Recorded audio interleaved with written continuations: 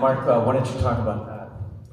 Yeah, Collisions, I mean, absolutely. And we do work with operators. I'm sitting right next to one here that's on an island as well. Very similar scenario, and we do see that. I mean, collision continues to be a big component of it. As I mentioned just a moment ago, our products do have a collision detection or incident detection. We don't call it accidents because it may not be an accident. But now you take that information from the product that we have or from the OEM itself, because OEMs do provide sensor data.